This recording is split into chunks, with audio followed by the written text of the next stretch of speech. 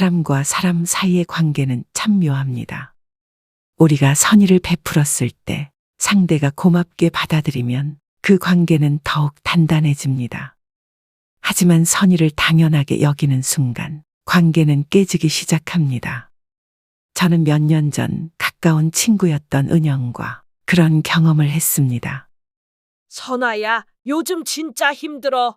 이번 달 월세가 밀려서. 그녀의 목소리는 절박했고 저는 안타까운 마음에 도와주기로 했습니다. 은영아, 이번에만 도와줄게. 꼭 힘내야 해. 그런데 은영의 부탁은 그 후에도 계속됐습니다. 어느 날 그녀는 큰 돈이 필요하다며 제게 부탁했습니다. 선아야, 병원비가 모자라. 이번엔 정말 마지막이야. 저는 고민 끝에 도와주었습니다.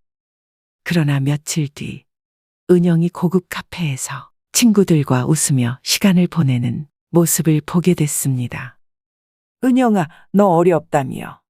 이건 뭐야? 그냥 친구가 불러서 나온 거야. 별거 아니야. 그 말을 듣는 순간 제 마음은 무너졌습니다. 그날 이후 저는 은영과 거리를 두기로 했습니다. 도움은 나눔이지만 그것이 이용당할 때 우리는 스스로를 지켜야 합니다. 노후의 평화로운 삶을 위해 관계에서도 선을 지키는 것이 중요하다는 걸 배웠습니다. 믿었던 사람에게 배신당한 경험은 나이가 들수록 더욱 쓰라립니다. 민정은 제 후배였고 언제나 믿음직한 사람처럼 보였습니다. 선배님, 제가 요즘 진짜 힘들어서 그런데 돈이 조금 필요합니다. 꼭 갚을게요. 민정의 간절한 부탁에 저는 몇 번이고 도와줬습니다. 민정아, 이번이 마지막이라고 생각하고 힘내. 그런데 몇 달 후 민정이 가족들과 해외여행을 갔다는 소식을 듣게 되었습니다. 민정아, 힘들다면서. 여행은 어떻게 간 거야? 아, 가족이 모은 돈으로 다녀왔어요. 그 순간 제게 돌아온 건 깊은 실망감이었습니다. 믿음은 관계의 가장 중요한 기반입니다. 그것이 깨질 때 관계도 함께 무너집니다. 그 일을 통해 저는 도움에도 경계가 필요하다는 것을 깨달았습니다. 상대방이 그 믿음을 남용하려 할 때는 과감히 선을 긋는 용기가 필요합니다. 노후는 평온해야 할 시기입니다. 하지만 관계에서 오는 스트레스는 우리의 평화를 위협합니다.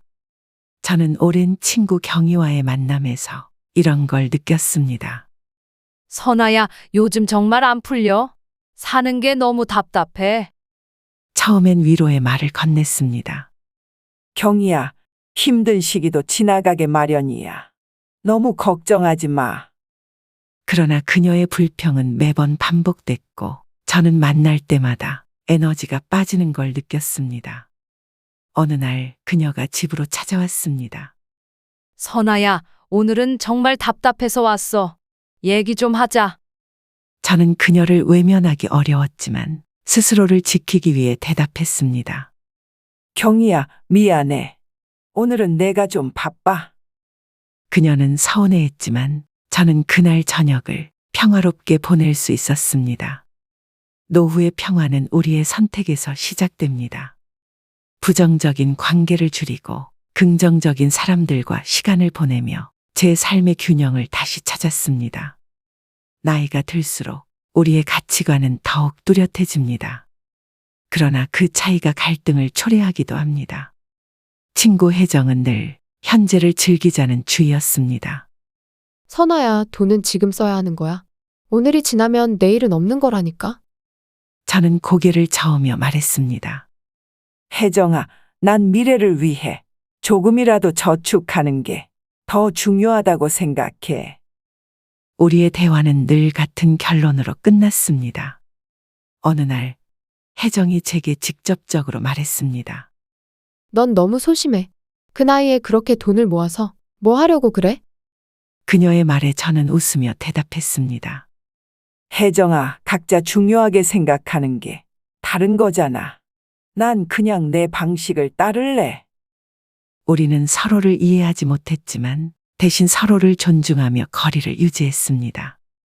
노후에는 서로 다른 가치관을 인정하고 나와 맞는 사람들과 어울리는 것이 중요하다는 것을 알게 됐습니다. 노후는 내가 누구인지, 무엇을 지켜야 하는지 돌아보는 시기입니다. 몇 일 전, 저는 가까운 지인에게 도움을 요청받은 적이 있었습니다. 선아야, 이번엔 정말 마지막이야? 나 좀 도와줄 수 있겠니? 하지만 이번에는 단호하게 말했습니다. 미안해. 이번엔 내가 여유가 없어. 다른 방법을 찾아보는 게 좋을 것 같아. 그는 서운해했지만 저는 후회하지 않았습니다. 스스로를 지키기 위해서는 때로는 거절할 줄도 알아야 합니다. 노후를 행복하게 보내기 위해서는 긍정적인 에너지를 찾는 것도 중요합니다. 매일 아침 산책을 하며 동네 이웃들과 인사를 나누는 것은 제게 큰 활력이 됩니다. 선아 씨, 오늘도 운동 열심히 하셨네요. 그 말 한마디가 하루를 밝게 시작하게 만듭니다. 또한 동네 도서관에서 시작한 글쓰기 모임은 제게 새로운 즐거움을 줬습니다. 선아님의 이야기는 정말 감동적이에요. 글을 더 써보시면 좋겠어요. 그 응원에 힘입어 저는 꾸준히 글을 쓰며 새로운 보람을 느꼈습니다. 긍정적인 에너지는 스스로 찾아야 합니다. 우리를 행복하게 하는 활동을 꾸준히 하는 것, 그것이 노후의 삶을 풍요롭게 만듭니다. 노후의 삶은 결국 나와 내 가족을 위한 선택입니다. 어느 날 아들이 제게 말했습니다. 엄마, 이제 엄마를 위해 사세요. 우리가 걱정할 게 아니에요. 그 말에 저는 깊이 깨달았습니다. 지나치게 관대했던 제 선택들이 때로는 제 삶을 위협했다는 것을요.